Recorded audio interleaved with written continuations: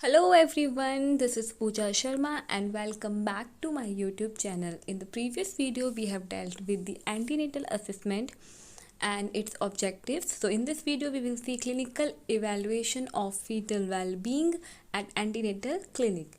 So let's see. Okay, so at first visit it should not be deferred beyond the second missed period.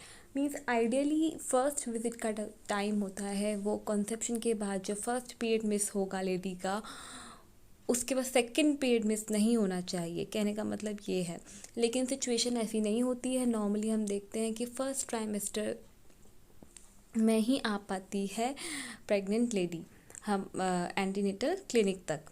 So objectives क्या हैं first visit के? To assess the health status of mother and foetus, क्योंकि अगर माँ healthy होगी तो baby healthy होगा। इसीलिए नॉर्मल सी बात है कि यहाँ पर अगर हम हेल्थ स्टेटस मदर का असेस कर लेंगे और जो भी रिक्वायरमेंट्स हैं, जो भी ट्रीटमेंट है अकॉर्डिंग टू हर सिचुएशन, वो हम उसे देंगे, तो फीटस की वेलबींग भी हम इस तरीके से एंश्योर कर रहे हैं। To assess the foetal gestational age and to obtain base line investigations. ठीक है, तो फीटल जेस्टेशनल एज का हम असेसमेंट कर सकते हैं। कैसे कर सकते हैं? क्योंकि जब हमारे पास लेडी आती है फर्स्ट विजिट के लिए तो हम उसका एब्डोमिनल यूएसजी करेंगे। एब्डोमिनल यूएसजी पे हमें बहुत सारी फाइंडिंग्स पता चलती हैं, जैसे कि आफ्टर 4 वीक्स ऑफ कॉन्सेप्शन के इंटरकोर्स के 4 वीक्स के बाद ही यूट्रस जो है वो 1 सेंटीमीटर हर हफ्ते 1 सेंटीमीटर इंक्रीज़ करता है बाय इट्स साइज़। ठीक है, तो हमें ये यूएसजी पे देखने को मिलता है कि 4 वीक्स पे 4 to 5 वीक्स पे हमें यूएसजी में क्या देखने को मिलेगा? जेस्टेशनल सैक देखने को मिलेगा। ठीक है, 5 to 6 वीक्स पे हमें यूएसजी में क्या देखने को मिलेगा? योक सैक देखने को मिलेगा। ओके, तो ये सारी छोटी छोटी फाइंडिंग्स हैं जो हमें यूएसजी में देखने को मिलती हैं, that are very significant as per the concern of gestational age. Gestational age के लिए ये बहुत ही बेस्ट टाइमिंग होता है जेस्टेशनल एज को डिटरमाइन करने का हमारे पास फर्स्ट ट्राइमेस्टर और फर्स्ट एंटीनेटल विजिट जब होती है तब। तो इससे क्या होता है, इससे लास्ट ट्राइमेस्टर तक हमें कोई भी कन्फ्यूजन नहीं रहता लेडी को अपनी जेस्टेशनल एज को लेकर, और इससे काफ़ी हेल्प मिलती है। क्योंकि कभी कभार क्या होता है कि हमें अगर लेडी हमारे पास इस वक्त नहीं आई हो, ठीक है, फर्स्ट विजिट में नहीं आई हो, और हम उसका यूएसजी के थ्रू एवेल्यूएट नहीं कर पाए हैं उसकी जेस्टेशनल एज, तो हमारे पास फॉर्मूला रह जाता है नेग्लिस फॉर्मूला के थ्रू, जिसमें कि हमें first day of last menstrual period पता होना चाहिए लेडी का, है ना। उसी को हम पुट करते हैं उस नेग्लिस फॉर्मूला में। वो तो आप सभी जानते ही होंगे जिस नेग्लिस फॉर्मूला की मैं बात कर रही हूँ। तो अगर वो लेडी अपना फर्स्ट डे ही भूल चुकी है लास्ट मेंस्ट्रुअल पीरियड का, तो उसकी जेस्टेशनल एज जो है वो उसमें एरर आएगा। और क्योंकि जेस्टेशनल एज जाना इसीलिए ज़रूरी है क्योंकि सब्सिक्वेंट विजिट्स में, सब्सिक्वेंट असेसमेंट में फिर प्रॉब्लम आएगी, क्योंकि उसको अपना टाइमिंग ही नहीं पता कि वो कब डिलीवर करने वाली है। इसीलिए उसे कौन कौन से समय पर क्लिनिकल असेसमेंट के लिए आना है क्लिनिक पर, राइट। तो ये बहुत ज़रूरी हो जाता है। फीटल जेस्टेशनल एज डिटरमाइन कर सकते हैं हम फर्स्ट विजिट में। To organise continued obstetric care and risk assessment. अब हमें पता चल गया कि ओके, तो ये हमारे पास लेडी आई, इसको बीपी इसका हाई रहता है, हमने डायबिटिक शुगर चेक किया तो पता चला ये डायबिटिक भी है। तो अब हमें पता चल गया कि उसे किस तरह की ऑब्स्टेट्रिक केयर की ज़रूरत है, और अगर ये रिस्क पे है तो इसको रिस्क असेसमेंट भी करना है। कौन कौन से असेसमेंट करेंगे हाई रिस्क मदर्स के लिए, वो हम आगे देखेंगे। ठीक है, तो ये हो गए हमारे ऑब्जेक्टिव्स। Next, history taking. एक कंप्लीट डिटेल्ड हिस्ट्री बहुत ज़रूरी है एक प्रॉपर असेसमेंट के लिए। ठीक है, तो हमारे पास कंप्लीट हिस्ट्री में सबसे पहले वाइटल स्टैटिस्टिक्स चेक किए जाएंगे, जिसके अंदर उसका नेम, एग्जामिनर का name, date of first examination, उसका एड्रेस, एज। क्यों ज़रूरी है एज जाना? कि वो एल्डरली, प्राइमी ग्रेविटा तो नहीं है, टीनेजर तो नहीं है, क्योंकि ये हाई रिस्क ग्रुप्स होते हैं। ठीक है, history of present illness, history of present illness में आप क्या पूछोगे कि उसके अभी चीफ कंप्लेंट्स कुछ हैं, कोई किसी भी तरह की इलनेस जो अभी वो फेस कर रही हो। हिस्ट्री ऑफ प्रेजेंट प्रेगनेंसी, अभी विज़िट पे आने से पहले पहले अभी तक के टाइम में कोई कॉम्प्लिकेशन, कोई प्रॉब्लम जो उसने नोटिस, किसी भी तरह की ब्लीडिंग कुछ भी नोटिस किया हो, that is history of present pregnancy. Obstetric history पूछेंगे जो कि मैटर करती है अगर वो मल्टी ग्रेविडा है तो उसमें मल्टी ग्रेविडा में हम उससे पूछ सकते हैं कि पहले आपके कितने बच्चे रहे हैं, ठीक है, और कि मिसकैरेजेस वगैरह हुए हैं या नहीं हुए हैं, कोई ऐसी प्री टर्म की प्रेगनेंसी की हिस्ट्री रही है क्या, ठीक है, कितना डिलीवरी हुई है, लिविंग इश्यूज कुछ आए हैं, ये सारा हम मल्टी ग्रेविडा में पूछते हैं। इन मेंस्ट्रुअल हिस्ट्री में हमें क्या जानना होता है, कौन सी जानकारी लेनी होती है।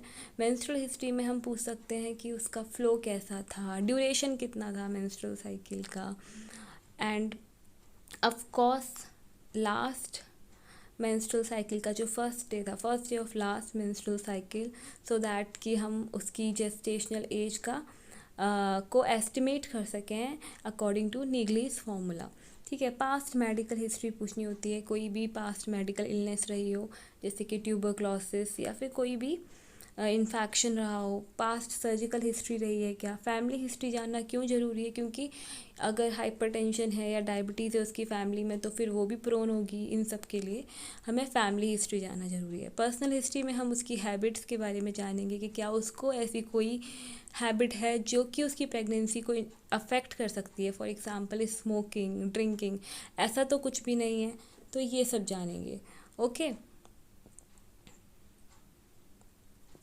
Next we will see examination करेंगे हम उसका जनरल फिज़िकल एग्जामिनेशन में वही सारा कुछ आएगा, उसकी हाइट, उसका बिल्ड, वेट कैसा है, ये सारा कुछ। सिस्टमिक एग्जामिनेशंस में हम सिस्टम वाइज चलेंगे और एग्जामिनेशंस करेंगे उसके हार्ट, लंग, लिवर, स्प्लीन, इन सब का। ब्रेस्ट एग्जामिनेशन में हम देखेंगे कोई क्रैक या निपल्स ऐसा कुछ तो नहीं है, क्योंकि अगर ऐसा कुछ है तो उसका ट्रीटमेंट अभी से शुरू कर देना चाहिए, जो सो दैट कि वो ब्रेस्ट फीडिंग का जब टाइम आए तो अच्छे से ब्रेस्ट फीडिंग करा सके अपने बेबी को।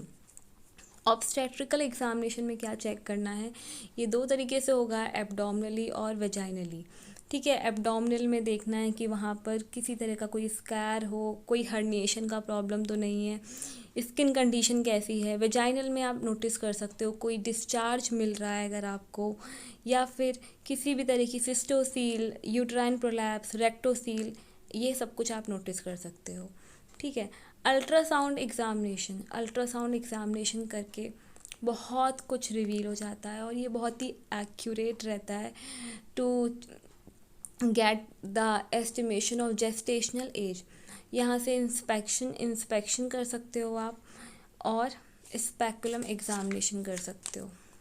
नाउ रूटीन इन्वेस्टिगेशंस आपको ब्लड के अंदर हीमोग्लोबिन, हीमेटोक्रिट, ओके, VDRL, ये सब, RH ग्रुपिंग, ये सब बहुत ज़रूरी है। यूरिन के अंदर प्रोटीन, शुगर, पस सेल्स तो प्रेजेंट नहीं है, ये सब चेक करना बहुत ज़रूरी है, okay. Cervical cytology is also important. Next, in special investigations you will do serological test for rubella, hepatitis B, HIV।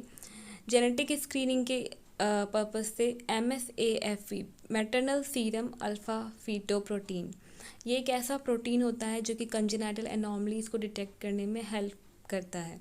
Ultrasound scan which is very beneficial and also इसके एडवर्स इफेक्ट भी बहुत कम है, trans abdominal और trans vaginal, ये सारा special investigations के अंदर आता है, okay. Now in subsequent visits में क्या क्या चेक करना ज़रूरी है, what are the things you are going to assess. Maternal weight gain, so why it is important, why maternal weight gain is important, क्योंकि अगर वेट से बहुत कुछ पता चलने वाला है। फॉर एग्ज़ाम्पल, अगर वेट मदर का वेट एक्सपेक्टेशन से ज़्यादा, जैसे कि 11 kg होता है जो प्रेगनेंसी में टोटल इंक्रीज़ आता है, 11 kg का इंक्रीज़ आता है मदर के वेट में during the time of pregnancy. लेकिन अगर एस्टिमेशन से भी ज़्यादा आप देख रहे हो वेट अनएक्सपेक्टेडली बढ़ रहा है, तो ये आपको कहाँ कौन सी कंडीशन की तरफ हिंट करेगा? You can suspect pre eclampsia in this situation. ठीक है, अगर मैटरनल वेट कम आ रहा है तो भी it's a matter of concern, क्योंकि हम इससे एसोसिएट कर सकते हैं कि कहीं ना कहीं बेबी की हेल्थ पर असर पड़ेगा और ग्रोथ रिटार्डेशन देखने को मिल सकती है। Okay, so why it is important maternal weight gain, why it is matter of concern, ये आपको समझ में आ गया होगा। Next we will assess blood pressure. Why? क्योंकि आपको पता होगा कि ब्लड प्रेशर अगर 12 वीक से पहले हम असेस कर लेते हैं। ठीक है, एक सेकेंड, बिफोर 12 वीक्स, अगर बिफोर 12 वीक्स बीपी इंक्रीज़ है तो इसका मतलब she is having chronic pre existing chronic hypertension. ठीक है, क्रोनिक हाइपरटेंशन है, और अगर उसका बीपी 12 वीक्स के बाद बढ़ता हुआ दिख रहा है आपको, तो वो जेस्टेशनल हाइपरटेंशन है। एनीवे जेस्टेशनल हाइपरटेंशन हो या क्रोनिक, लेकिन फीटल ग्रोथ को दोनों ही इम्पेयर करते हैं, दोनों के ही एडवर्स इफेक्ट देखने को मिलेंगे। तो इसीलिए ब्लड प्रेशर असेस करना मेजर करना बहुत ज़रूरी हो जाता है। Next we will assess size of uterus and height of fundus. अब ये कैसे असेस किया जाता है? देखो, साइज ऑफ यूट्रस के जो है ना, वो हमें जेस्टेशनल एज का पता लगाने में हेल्प करता है, पीरियड ऑफ जेस्टेशन पता लगाने में हेल्प करता है। क्यों? क्योंकि आफ्टर 24 वीक्स के बाद, ठीक है, 24 वीक्स के बाद जो हाइट ऑफ फंडस है वो करस्पॉन्ड करती है पीरियड ऑफ जेस्टेशन के साथ with the variation of 1 to 2 centimetre. तो अगर हमें हाइट ऑफ फंडस पता चल जाएगी तो हम पीरियड ऑफ जेस्टेशन भी पता लगा सकते हैं। और हाइट ऑफ फंडस कैसे पता लगाते हैं? हम जो यूट्राइन फंडस का टॉप, ठीक है, यूट्राइन फंडस के टॉप से हमें superior border of symphysis pubis तक मेजर करना होता है। यहाँ तक ये जो हाइट निकल के आएगी ये फंडल हाइट होगी। ठीक है, superior border of symphysis pubis से जो टॉप बॉर्डर है जो यूट्राइन फंडस का, वहाँ तक जो हाइट आएगी वो होगी फंडल हाइट, और वो फंडल हाइट 24 वीक्स के बाद करस्पॉन्ड करती है पीरियड ऑफ जेस्टेशन को with the variability of 1 to 2 centimetre. तो इससे ये हाइट ऑफ फंडस मेज़र करने के लिए से पहले पेशेंट प्रिपरेशन की जाती है। तो उसमें सबसे इम्पॉर्टेंट चीज़ है कि ब्लैडर एम्प्टी होना चाहिए, अदरवाइज फाइंडिंग्स फॉल्स आ सकती हैं। Next we will assess clinical assessment. Next we will see liquor का असेसमेंट करना है कि लिक्वर एक्सेस में है या स्कैंटी है, क्योंकि स्कैंटी लिक्वर जो है वो growth retardation and placental insufficiency की तरफ इंडिकेट करता है। Same like girth of abdomen, जो एब्डोमेन का गर्थ है वो उसका मेजरमेंट करना बहुत ज़रूरी है, क्योंकि टर्म तक यूजुअली जो गर्थ का जो डायमीटर है वो टर्म तक नॉर्मली बढ़ता है। ठीक है, लेकिन अगर इन एनी केस वो डिक्रीज़ हो रहा है तो वो इंडिकेट करता है प्लेसेंटल इनसफिशिएंसी को, जो कि हो सकती है किसी भी रीज़न की वजह से, प्री एक्लैम्पशिया की वजह से, या क्रोनिक हाइपरटेंशन की वजह से, या फिर IUGR की वजह से, कोई भी कंडीशन की वजह से हो सकता है। ओके, सो अगर टर्म से पहले गर्थ डिक्रीज़ हुई मिलती है या उससे पहले कम होती हुई मिलती है तो this is an abnormal finding, and यहाँ पर फिजिशियन को नोटिफाई करना बहुत इम्पॉर्टेंट हो जाता है। Next, to detect fetal congenital abnormalities. तो अर्ली प्रेगनेंसीज़ में क्या स्पेशल इन्वेस्टिगेशंस हैं, लेट प्रेगनेंसी में क्या हैं, इसके अंदर हम पढ़ने वाले हैं biochemical, biophysical, cytogenic investigations, and we will see all these investigation in our next video. So till then, keep studying and keep asking doubt in the comment section. Thank you and have a good day.